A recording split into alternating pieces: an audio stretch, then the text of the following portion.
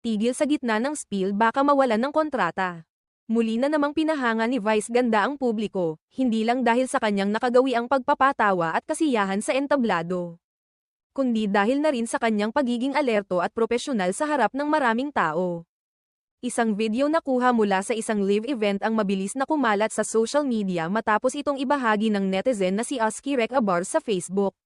Sa nasabing video, makikitang magkasamang nagho-host sina Vice Ganda at Marian Rivera, ang tinaguriang kapuso primetime queen ng GMA Network. Habang isinasagawa nila ang event, makikita ang kasiyahan at siglang hatid ng dalawa sa entablado. Habang binabanggit ni Vice ang mga premyong ipamimigay para sa isang segment, masiglang sinabi niya, ang inaabangan ng lahat. "We are about to announce this year's Best Picture." Ngunit habang tinutuloy ang kanyang pagsasalita, napansin ng marami ang bigla niyang pagtigil sa gitna ng pangungusap. "The winner will receive a trophy